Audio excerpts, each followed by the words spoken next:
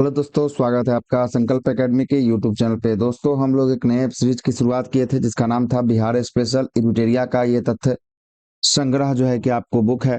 इसी की शुरुआत किए थे। इसमें हम लोगों ने आपको इतिहास को खत्म कर दिया था। भूगोल का हमने पार्ट 1 जो है कि आपको देख लिया था। कौन सा पार्ट 1 जो है कि आपको देख लिया था। आज जो हम लोग चर्चा करने वाले हैं वो भूगोल का पार्ट 2 होगा।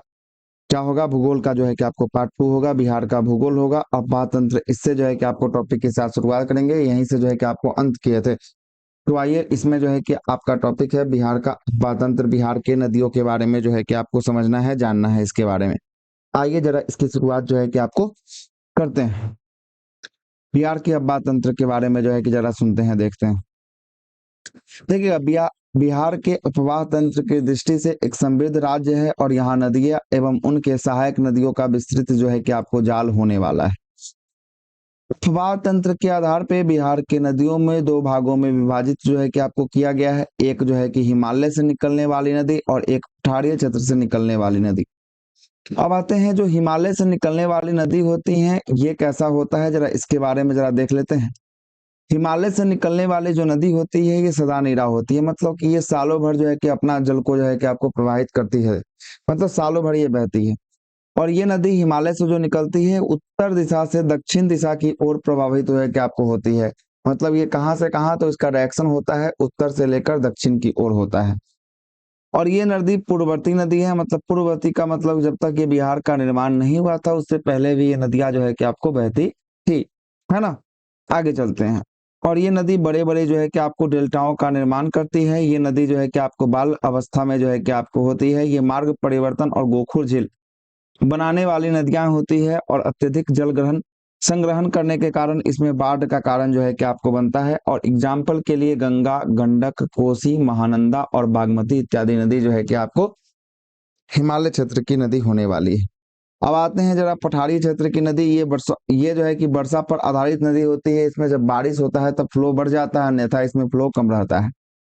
उसके बाद अलग बात करेंगे दूसरा, ये जो है कि आपको दक्षिण से उत्तर की ओर जो है कि आपको प्रवाहित होती है और ये नदी जो है कि अनुवर्ती होती है।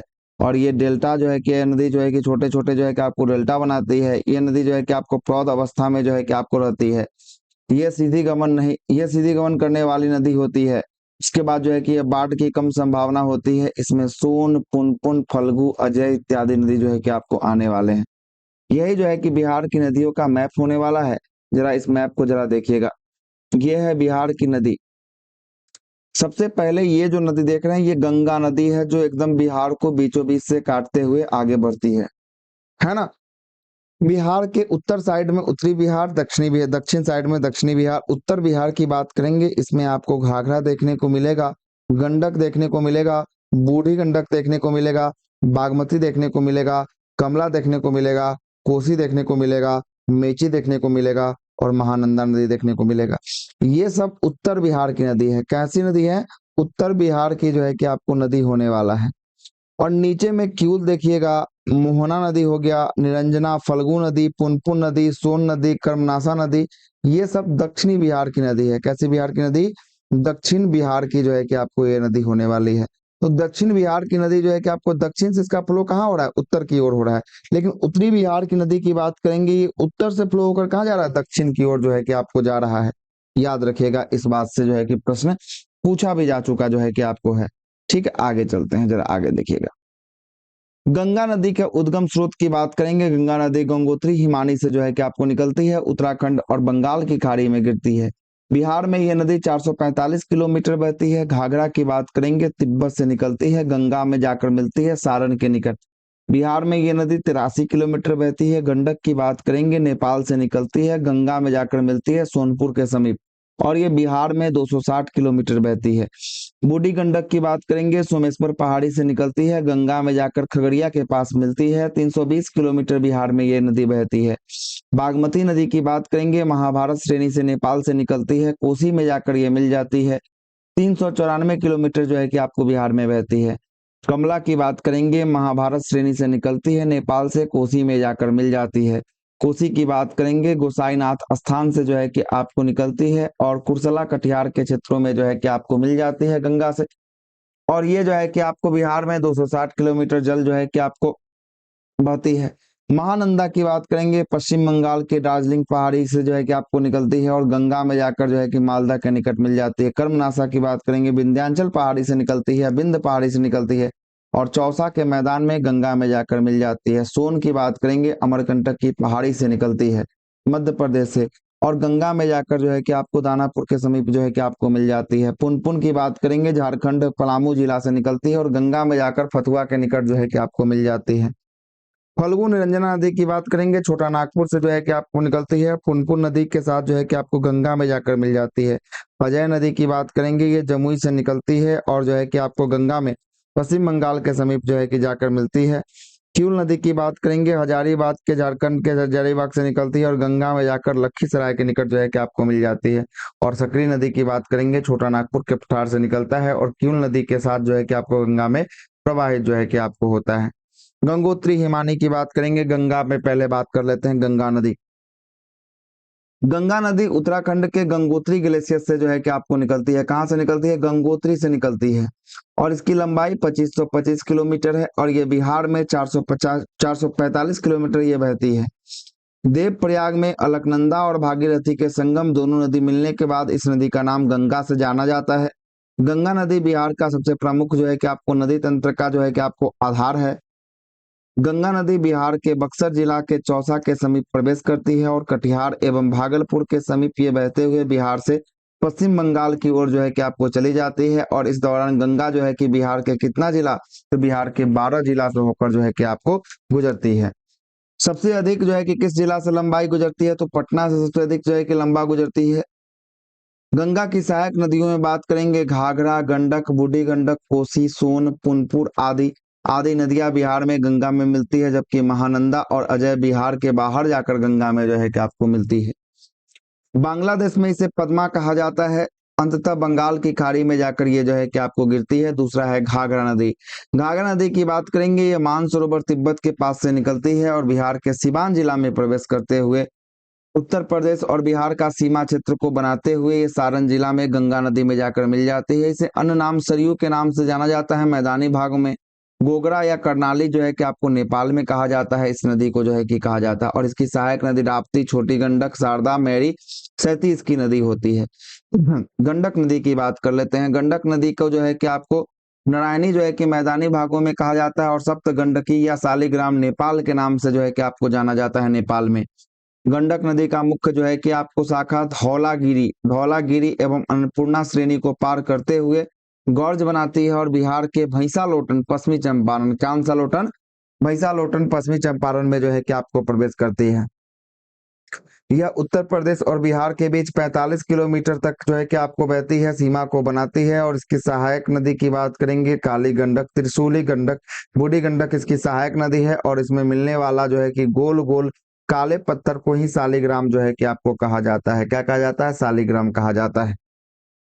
बूढ़ी गंडक की बात करेंगे। बूढ़ी गंडक सोमेश्वर श्रेणी के पश्चिमी भाग से निकलती है और पश्चिमी चंपारण, पूर्वी चंपारण, मुजफ्फरपुर, समस्तीपुर, बेगूसराय से बहते हुए खगड़िया में जो जिला में प्रवेश करती है और खगड़िया में जाकर गंगा में जाकर ये मिल जाती है। इसका अन्य नाम जो है कि आपको सिख अरहना या ऊपरी भाग में जो है कि इसे कहा जाता है। और इसकी सहायक नदी मसान हो गई।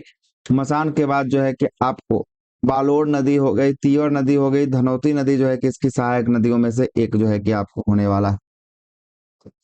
अब आते हैं बागमती नदी पे चर्चा कर लेते हैं। बागमती नदी ये नेपाल में हिमालय जो है कि आपको श्रेणी से नेपाल में हिमालय श्रेणी महाभारत श्रेणी से निकलती है और बिहार के सीतामढ़ी जिला में प्रवेश करती है तथा अंततः यह जो है कि आपको गंगा में विलीन जो है कि आपको जाकर हो जाती है। पहले यह बूढ़ी गंडक से मिलती है लेकिन अब यह कमला नदी से जो है कि आपको जाकर मिलती है और कोसी में जाकर जो है कि मिल जाती है। इसकी सहायक नदी की बात करेंगे। इसकी सहायक नदी में लाल लाल जो है कि आपको बकिया, लखनऊती, लखनदेई, मनोहरा, अध अधवारा, विष्णुमती आदि इत्यादि नदी छोटे छोटे इसके सहायक नदी है। नेपाल में इस नदी के तट पे काठमांडू में पशुपति का जो है कि आपको टेम्पल भी बनाया गया है। शंकर महादेव का जो है कि आपको टेम्पल है। कोसी नदी की बात करेंगे। कोसी नदी जो है कि आपको नेपाल के उत्तर जो है कि आपको पूर्व में स्थित गोसाई नाथ की जो है कि आपको चोटी से निकलती है और इसे नेपाल में सप्तकोसी भी कहा जाता है क्योंकि यह 7 धाराओं से मिलने से जो है कि आपको बनती है। कोसी नदी बिहार के सुपौल जिला में प्रवेश करती है तथा कुर्सला क्षेत्र कटिहार में गंगा में जाकर विलीन हो जाती है।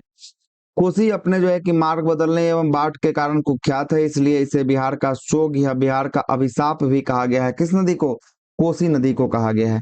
और इसकी सहायक नदी की बात करेंगे, अरुण इसकी सहायक है, तामोर जो है कि सहायक है, लीखू, दूध दूध कोसी, तामा कोसी, इंद्रावती और सुन कोसी इत्यादि जो है किसका है सहायक नदी होने वाला है। महानंदा नदी की बात करेंगे, ये पश्चिम बंगाल के दार्जिलिंग जिला की पहाड़ी से जो है कि आपको निकलती है। बिहार के किशनगंज, पूर्णिया, कटिहार के रास्ते होते हुए मालदा, पश्चिम बंगाल में ये गंगा में जाकर जो है कि आपको क्या होती है, मिल जाती है। और यह उत्तर में, यह उत्तरी बिहार का सबसे जो है कि आपको पूर्वी नदी होने वाला है। उत्तरी बिहार का सबसे पूर्वी नदी महानदी होने वाला है, महानंदा, सॉरी महानदी नहीं, महानंदा नदी। और इसकी सहायक नदी की बात करेंगे, पेन्नौर नदी हो जाएगा, नागर हो जाएगा, बालासर हो जाएगा और मेची इसकी सहायक नदियों में से एक होने वाला है। कर्मनासा नदी की बात करेंगे, इसकी उत्पत्ति बिंद जो है कि पहाड़ी से होती है और यह बिहार और उत्तर प्रदेश की सीमा का निर्धारण करते हुए चौसा बक्सर में गंगा में जाकर जो है कि आपको मिल जाती है। और यह नदी दक्षिणी में, यह नदी दक्षिण बिहार का पश्चिमी नदी जो है कि आपको होने वाला है। कर्मनासा नदी का अपवाद, कर्मनासा नदी को अपवित्र नदी भी जो है कि आपको कहा गया है। अपवित्र नदी किसे कहा गया है? कर्मनासा नदी को जो है कि आपको कहा गया है। सोन नदी की बात कर लेते हैं, जरा देखिएगा।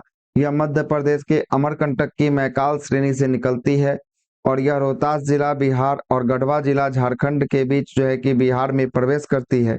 और रोहतास और भोजपुर के पूर्वी जो है कि सीमा बनाते हुए ये जो है कि मनेर दानापुर में गंगा से जाकर जो है कि आपको क्या होती है, गंगा से जाकर जो है कि आपको मिल जाती है। यमुना के बाद गंगा की दूसरी सबसे बड़ी जो है कि दक्षिणी सहायक नदी जो है कि आपको कौन होने वाली है? तो दक्षिणी सहायक नदी सोन जो है कि आपको होने वाली है यमुना के बाद। इसकी सहायक की बात करेंगे, अरिहंद नदी हो जाएगा, कन्हार नदी हो जाएगा और उत्तरी कोयल नदी जो है कि इसकी सहायक नदी हो जाएगा।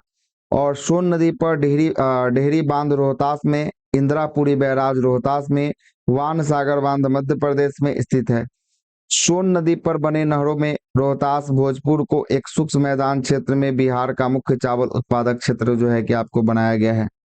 पुनपुन नदी की बात कर लेते हैं। पुनपुन नदी यह जो है कि आपको झारखंड के पलामू जिला के छोटा नागपुर पठार से निकलता है तथा बिहार के औरंगाबाद, जहानाबाद होते हुए जो है कि आपको फतुहा में गंगा में जो है कि जाकर मिल जाता है।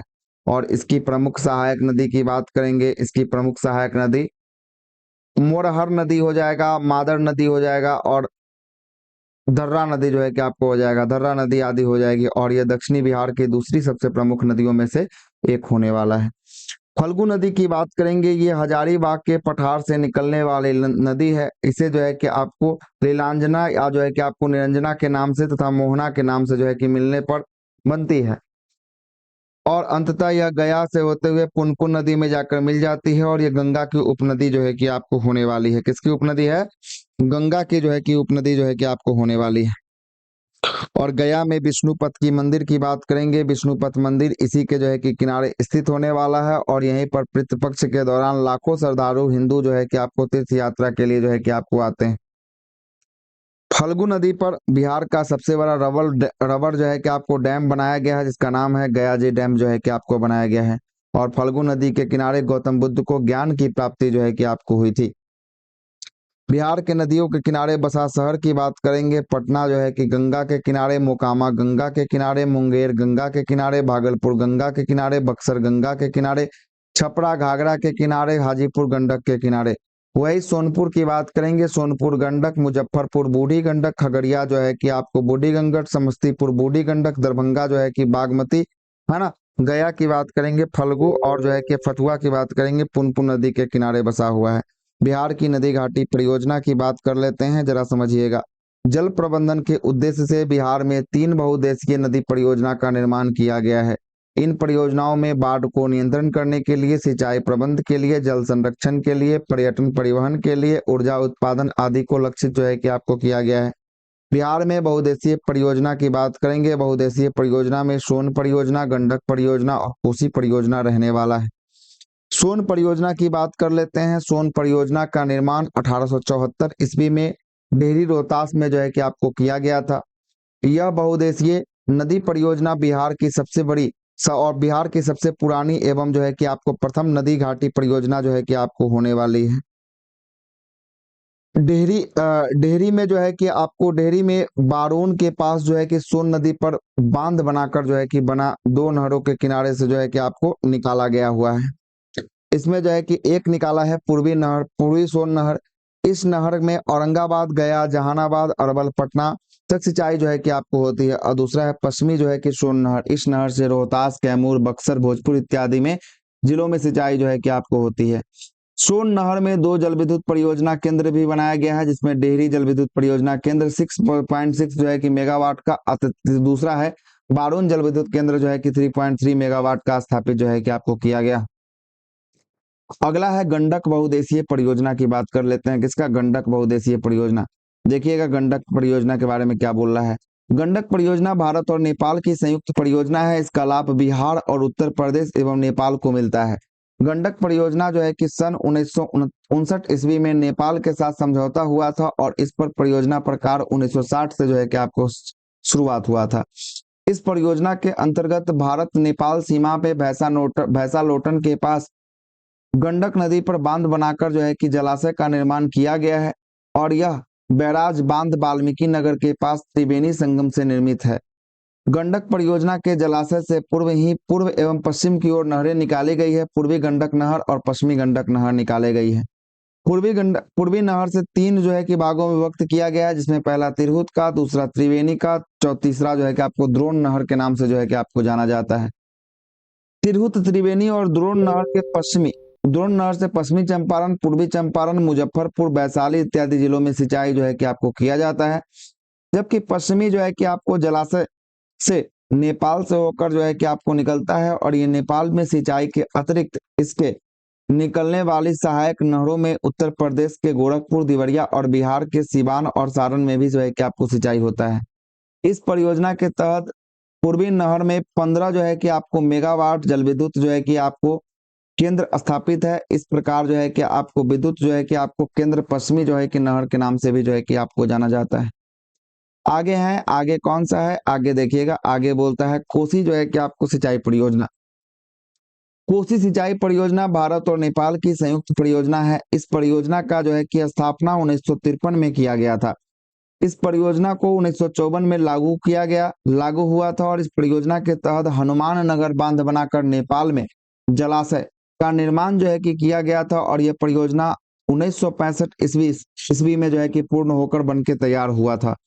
कोसी पर निर्मित जलाशय से पूर्व एवं पश्चिम की ओर 2 नहरों का निर्माण कराया गया है। पूर्वी जो है कि कोसी नहर, इसमें अररिया, सुपौल, पूर्णिया इत्यादि का क्षेत्र में सिंचाई होता है। जबकि पश्चिम की ओर दरभंगा, मधुबनी, सुपौल और बेगूसराय में जो है कि आपको सिंचाई का क्षेत्र जो है कि आपको होता है। अब आते हैं जलप्रपात के बारे में, आ जाते हैं, देख लेते हैं जलप्रपात।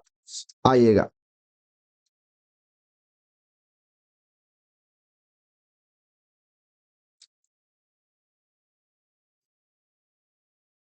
जलप्रपात के बारे में सोचते हैं, देखते हैं क्या बोल रहा है।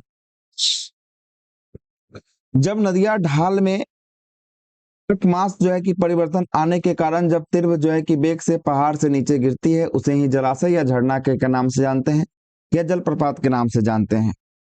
बिहार में प्रमुख जलप्रपात होने वाले हैं, जैसे काकोलक जलप्रपात की बात करेंगे। काकोलक जो है कि आपको कहाँ होगा? नवादा में होगा। दुर्गावती की बात करेंगे, रोहतास में होगा। और दुर्गावती बिहार का सबसे ऊंचा जो है कि आपको जलप्रपात होने वाला है। इसके बाद कर्मनासा जलप्रपात की बात करेंगे। कर्मनासा कहाँ है? बक्सर में होगा। धुआं कुंड की बात करेंगे, सासाराम रोहतास में होगा। मजहर कुंड की बात करेंगे, सासाराम रोहतास में होगा। जियार कुंड की बात करेंगे, भोजपुर में होगा। और तिलहर कुंड की बात करेंगे, ये कैमूर में होगा। कहाँ होगा? कैमूर में होगा। बिहार के झील की बात कर लेते हैं। बिहार में कांवर ताल झील की बात करेंगे, ये बेगूसराय में है। गोगी बिल या गोगा पिल की बात करेंगे, ये जो है कि आपको झील जो है कि आपको कटिहार में है। कुशेश्वर स्थान झील दरभंगा में होने वाला है। घोड़ा कटोरा झील ये राजगीर नालंदा में होने वाला है। अनुपम झील की बात करेंगे, ये कैमूर में होने वाला है। सिमरी झील की बात करेंगे, ये सहरसा में होने वाला है। जगतपुर झील की बात करेंगे, ये भागलपुर में जगतपुर झील होने वाला है। और मोती झील की बात करेंगे, मोती झील जो है कि आपको मोतिहारी पूर्वी चंपारण में। और सरैया मन की बात करेंगे, ये बेतिया पश्चिमी चंपारण में होने वाला है। और पिपरा मन की बात करेंगे, पिपरा जो है कि मोतिहारी पूर्वी चंपारण में होने वाला है। बिहार के प्रमुख नहर की बात कर लेते हैं। बिहार में प्रमुख नहर त्रिवेणी गंडक नदी पे बनाया गया है।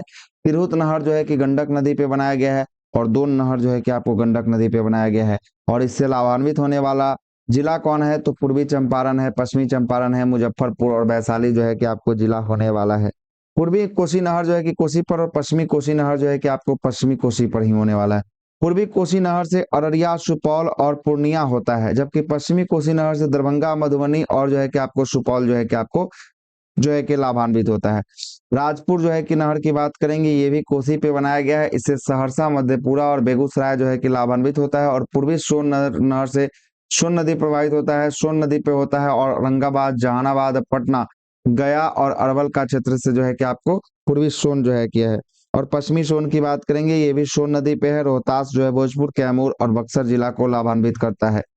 आगे आते हैं बिहार का गर्म जो है कि आपको जलकुंड की बात कर लेंगे। सबसे पहले राजगीर।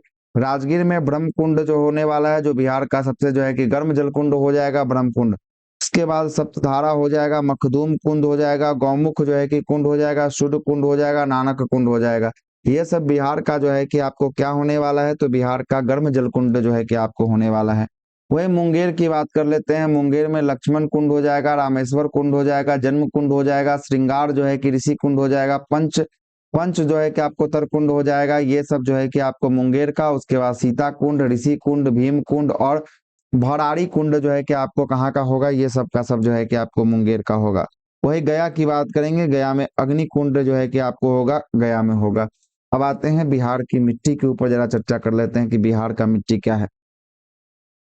बिहार की मिट्टी के ऊपर चर्चा कर लेते हैं। पृथ्वी के ऊपरी सतह पर फैले फैले मोटे और मध्यम मध्यम और बारीक कणों एवं बारीक कार्बनिक और अकार्बनिक मिश्रित कणों को ही मृदा या मिट्टी जो है कि आपको कहा जाता है। मृदा का निर्माण जो है कि चट्टानों के टूटने फूटने और उसके भौतिक और रासायनिक जो है कि परिवर्तन के फलस्वरूप होता है। मृदा के निर्माण में स्थलाकृतियां, वर्षा, आर्द्रता, तापमान, प्राकृतिक वनस्पति आदि का मुख्य जो है कि आपको भूमिका होता है। मृदा के अध्ययन को मृदा विज्ञान, पेडोलॉजी कहते हैं, और विश्व मृदा दिवस 5 दिसंबर को मनाया जाता है। बिहार एक मैदानी राज्य है, जहां पर लगभग 90% क्षेत्र पर जलोढ़ या जो है कि आपको अपोढ़ या कछाड़ी मृदा के नाम से जो है कि आपको जाना जाता है, या मिट्टी पाई जाती है। बिहार में मृदा को उत्तर एवं दक्षिणी बिहार में निम्नलिखित रूप में विभाजित किया गया है। उत्तरी बिहार के लिए पर्वतीय मृदा हो जाएगी, तराई मृदा हो जाएगी, पुरानी जलोढ़ मृदा हो जाएगी जिसे बांगर कहते हैं, और नवीन जलोढ़ मृदा हो जाएगी जिसे खादर कहते हैं। और दक्षिणी बिहार में टाल मृदा हो जाएगी, कगाड़ी मृदा हो जाएगी, पुरानी जलोढ़ मृदा जिसको केरल कैवाल मृदा कहते हैं, और लाल जो है कि पीली मृदा जिसे पलथर जो है कि आपको मृदा के नाम से जो है कि आपको जाने हैं। सबसे पहले उत्तर बिहार की ओर आते हैं। उत्तर बिहार में मिट्टी का निर्माण हिमालय से निकलने वाली गंगा, गंडक, बूढ़ी गंडक, उसके बाद जो है कि आपको कोसी, महानंदा है ना, महानंदा इसके एवं सहायक नदियों के द्वारा हुआ है। और उत्तरी बिहार में जो है कि आपको मिट्टी को 4 उपवर्ग में जो है कि विभाजित किया गया है। पहला कौन सा वर्ग है? पहला है पर्वत पादीय मृदा। यह मृदा बिहार के चंपारण के उत्तरी पश्चिमी भाग और सोमेश्वर श्रेणी के जो है कि आसपास में जो है कि आपको पाई जाती है। इस क्षेत्र में अधिक वर्षा होने के कारण मृदा मृदा में अधिक जो है कि नमी पाई जाती है, और यह अधिक जो है कि उपजाऊ होता है। यह मृदा का मुख्य रूप से धान, गन्ना और गन्ने के जो है कि खेती के लिए अनुकूल होता है। दूसरा मृदा है तराई का मृदा। इस मृदा का विस्तार बिहार के उत्तरी सीमा एवं पश्चिमी जो है कि चंपारण से लेकर किशनगंज तक लगभग 5 से 7 किलोमीटर तक ये चौड़ी जो है कि आपको पट्टी होने वाला है। जो ऊपर का पट्टी होगा 5 से 7 किलोमीटर का, ये सब में कैसा मृदा होगा? सब में जो है कि आपको होने वाला है तराई मृदा। यह मृदा कहीं कहीं जो है कि आपको कंकर और रेत की मात्रा अधिक पाई जाती है, तथा इन जगहों पर जो है कि दलदली भूमि का विकास हुआ है।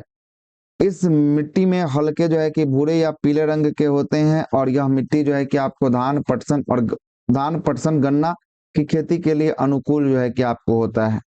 पुरानी मृदा की बात करेंगे, पुरानी जलोढ़ मृदा जिसे बांगर कहते हैं। इस जो है कि इस मिट्टी का जो है कि विकास उन क्षेत्रों में होता है जहां बाढ़ का पानी प्रतिवर्ष नहीं पहुंचता है। जहां बाढ़ का पानी प्रतिवर्ष नहीं पहुंचता है, उसे बांगर मृदा के नाम से जो है कि आपको जानते हैं। इस मृदा का विस्तार मुख्य रूप से घाघरा गंडक दोआब बूढ़ी गंडक के जो है कि आपको पश्चिमी भाग में होता है और इसका मुख्य विस्तार जो है कि पूर्णिया, सहरसा, दरभंगा, मुजफ्फरपुर के क्षेत्रों में जो है कि आपको होता है। इस मृदा में चूना और पोटास की अधिकता होती है तथा फास्फोरस, नाइट्रोजन की कमी होती है और इसकी प्रकृति क्षारीय होती है। और इसमें मुख्य रूप से धान, गेहूं, मक्का, तंबाकू और गन्ना की कृषि जो है कि आपको किया जाता है। नवीन जलोढ़ मृदा की बात करेंगे जिसे हम लोग खादर कहते हैं। इनमें जो है कि प्रतिवर्ष जो है कि नदियों के द्वारा पानी लाए गए अवसाद को ही खादर मृदा का निर्माण जो है कि आपको करता है। प्रतिवर्ष अगर पानी आ रहा है, बाढ़ का पानी, तो वहां पे जो मृदा बनेगा वो कैसा मृदा बनेगा? खादर मृदा बनेगा। इस मृदा का विस्तार जो है कि गंगा, गंडक, बूढ़ी गंडक, कोसी, महानंदा की निचली जो है कि आपको घाटी में जो है कि आपको होता है ना। आगे चलते हैं। इस मृदा का रंग जो है कि गहरा जो है कि भूरा होता है तथा इसमें जो है कि आलू और चीका चीका आल सॉरी आल आलू नहीं, बालू और चीका मतलब कि क्ले की प्रधानता होती है। इस मृदा में नाइट्रोजन की कमी नहीं कमी जो है कि पाई जाती है।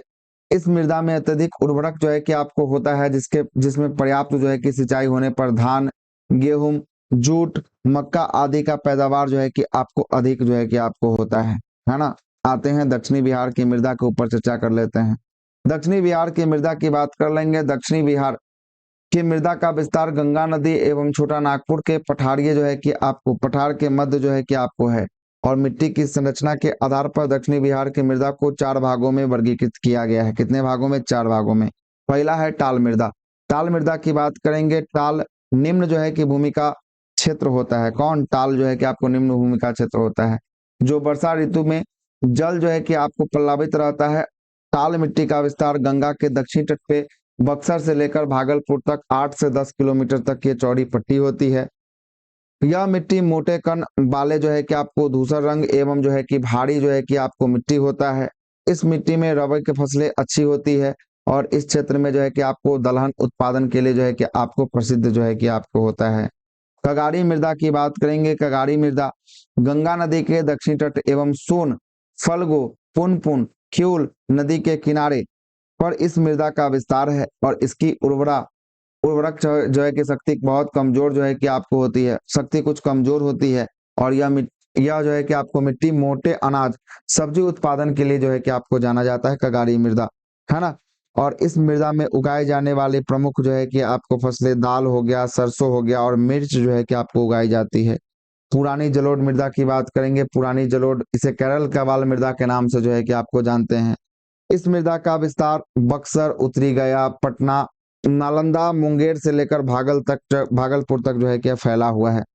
इस मृदा में उर्वरक शक्ति अधिक होती है तथा इसमें जल सोखने की क्षमता भी अधिक जो है कि आपको होती है। इस मिट्टी का रंग जो है कि गहरा भूरा, पीला, हल्का जो है कि आपको होता है। इस मिट्टी में उगाई जाने वाली प्रमुख जो है कि फसलें धान, गेहूं, बाजरा, आलू और अरहर जो है कि आपको होता है, इत्यादि जो है कि आपको होता है।